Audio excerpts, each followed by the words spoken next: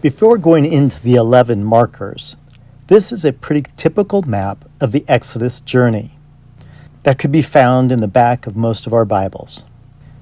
As you can see, there are a lot of question marks. Even on this map, Mount Sinai has a question mark. From my studies, there is no ancient road from Mount Sinai up the east side of the Sinai Peninsula. The good thing about this map is it puts Midian in the northwest of Saudi Arabia.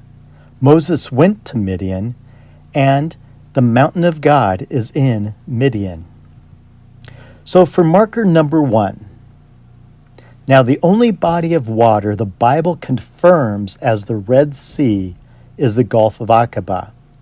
King Solomon also built ships at Ezon-Geber, which is near Elath in Edom, on the shores of the Red Sea. So Solomon built ships on the shore of the Red Sea. So we know the Gulf of Aqaba was considered the Red Sea. There is nothing in the Bible that says the Gulf of Suez was called the Red Sea. So you see Ezon-Geber right here. That is a pretty well-known biblical site. There's not very much dispute about that. And then it also says, which is near Elath in Edom, on the shores of the Red Sea.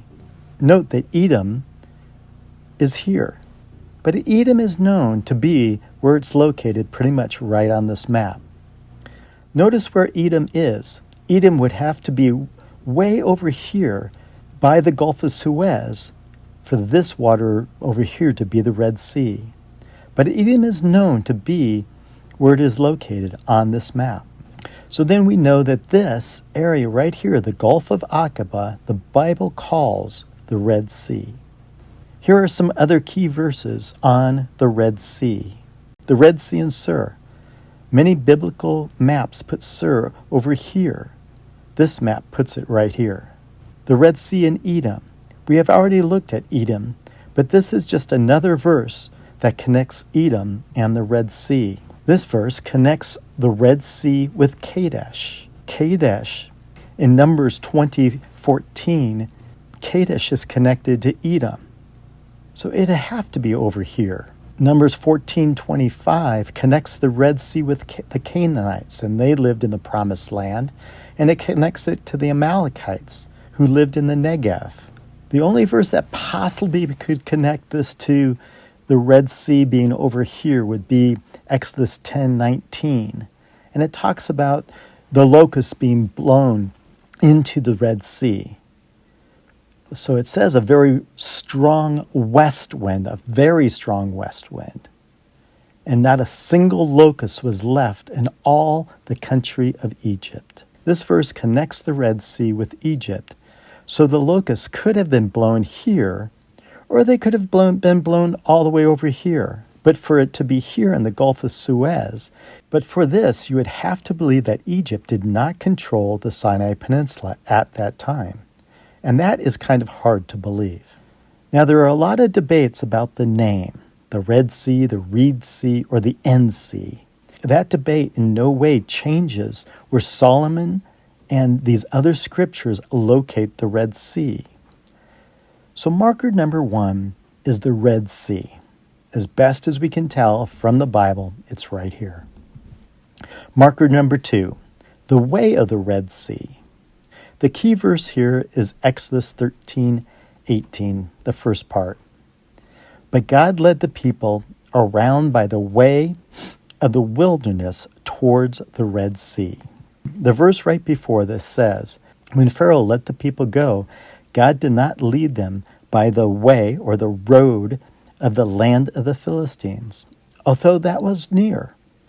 For God said, lest the people change their minds and they see war and return to Egypt. This way, or this road, is pretty well known. This road is known to have Egyptian forts, and the verse talks about seeing war. And down here we know that they had turquoise mines. This shaded area is the largest wilderness in the Sinai Peninsula. And God led them by the way of the wilderness. Interesting that he used the word wilderness. So marker number 2, the way of the wilderness towards the Red Sea. So marker number 3, on the edge of the wilderness. And they moved on from Succoth and camped at Etham on the edge of the wilderness. Now Succoth means tent. So I'm not really going into that as a marker. I mean, it's a tent city. Wow, they stopped at a tent place. So let us focus on the edge of the wilderness. And camped at Etham on the edge of the wilderness. So Google Earth allows you to see the elevation of this road. Where this arrow is, right on the edge of the green wilderness, is where it is the highest elevation as well, along this route as they cross this wilderness. This is the edge of the wilderness. So marker number 3 is the edge of the wilderness. This actually fits pretty nicely. Marker number 4, they turn back or they turn. The word in Hebrew can mean turn or turn back. So very easily the Hebrews could have turned at the edge of the wilderness and headed down this way. They had turned off the way to the Red Sea. So marker number 4 is they turned at the edge of the wilderness. So continuing on with Exodus 14:2, so markers number 5, 6, 7, 8 all have these words connected. So the people of Israel turned back and camped in front of Pihayaroth, between Migdal and the sea, and in front of Bellsafon. You shall camp facing it by the sea. So marker number 5 is Pihayaroth. This word is feminine, plural. So it describes something plural. One of the best translations is mouth of the gorges. Gorges, plural. These blue lines show some of the gorges that run into the main gorge, all flowing to Nuweiba Beach. Migdal, marker number 6, is a kind of fort, probably with a water source inside the fort. Nuweiba Castle could be it. This current fort dates back to the 1800s, but that was built on an older fort from the 1200s. Was there an older Migdal under that? Marker number 7, Bellsafon. Bellsafon means God of the winter. Baal in ancient times was the name of a god or gods. But Baal could also mean mountain. So instead of God of the winter, it could be mountain of winter. So here's an example of where Baal and mountain are used in 2 different ways. In the first 2 scriptures, it's Baal Parzarim, and the second is Mount Parzarim, both referring to the same place. Bellsafon means God of the winter. Just 80 kilometers away are these mountains that are known to receive snow.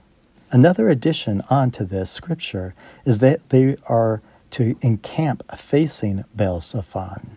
So marker number 8 is the sea, the Red Sea. Again, we're right there. So marker number 9 is in front of.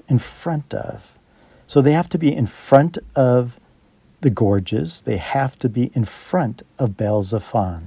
In front of is used in other places as well. On that day, his feet will stand on the Mount of Olives, which is in front of Jerusalem on the east, meaning that there's some distance away from it. So this green dot shows the campground of the Hebrews. They are in front of the mouth of gorges and in front of the mountain of winter. The next connection, in number 10, is that all 4 of these locations are interconnected, and that all happens on this one beachfront in Nuweiba Beach. And then marker number 11, the wilderness has shut them in. Again, the green is the Hebrew campground. The red is the route through the middle of the gorges. You can see how the wilderness has shut them in. The Bible records at least 11 markers before the Hebrews crossed the Red Sea. Number 1, the Red Sea. Number 2, the way or the road of the Red Sea. Number 3, Etham, on the edge of the wilderness. Number 4, they turn or turn back, and where they're at is at the edge of the wilderness. Number 5 is the mouth of the gorges. Number 6 is a fort with water. Number 7 is mountains that get snow. Number 8 again is the sea.